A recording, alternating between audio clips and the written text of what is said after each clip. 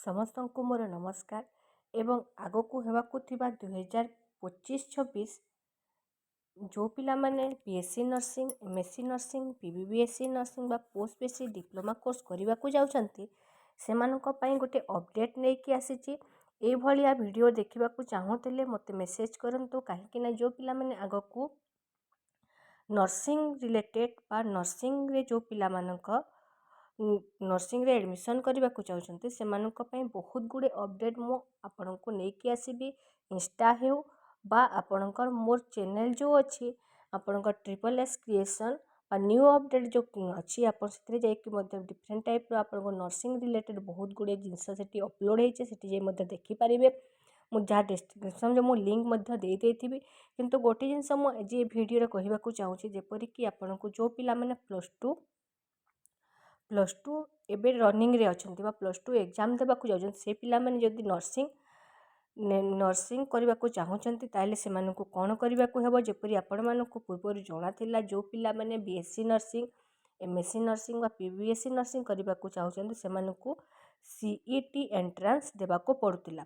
ଠିକ୍ ଅଛି, ଗତ 2 ବର୍ଷ ହେଲା ଆପଣଙ୍କୁ CET ଏଣ୍ଟ୍ରାନ୍ସ ମାଧ୍ୟମରେ ଆପଣଙ୍କୁ ପାସ୍ କରିକି BSc nursing, MSc nursing admission କରୁଥିଲେ। କିନ୍ତୁ ଏଇ ବର୍ଷ ଚେଞ୍ଜ ହେଇଯାଇଛି, ଯେଉଁ ଫଳରେ କି ଆପଣଙ୍କୁ ଏବେଠୁ ହିଁ ଆପଣଙ୍କୁ ପ୍ରିପେୟାର ହେବାକୁ ପଡ଼ିବ। କାହିଁକିନା ଦେଖନ୍ତୁ, ଯେଉଁ ପିଲାମାନଙ୍କ ରେଜଲ୍ଟ ଆସିଯିବ ସେମାନେ ଆଉ ଆଡ଼ମିସନ୍ କରିପାରିବେ ନାହିଁ, କାହିଁକିନା ଯେପର୍ଯ୍ୟନ୍ତ ଆପଣ ଫର୍ମ ଫିଲ୍ଅପ୍ କରିନଥିବେ ତାହେଲେ ଆପଣ ଏଣ୍ଟ୍ରାନ୍ସ କିପରି ଦେବେ।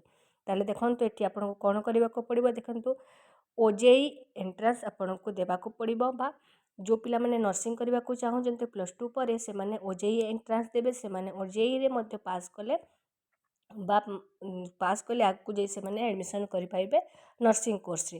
ତେଣୁକରି ଆପଣଙ୍କ ନର୍ସିଂରେ ଆପଣ କିପରି ଆପ୍ଲାଏ କରିବେ, କ'ଣ କରିବେ, OJEE କେବେ ଆପଣଙ୍କର ଫର୍ମ ଫିଲ୍ଅପ୍ ହୁଏ, ସେଇ ଜିନିଷ ଆପଣଙ୍କୁ ଚାଲନ୍ତୁ ବତେଇବି।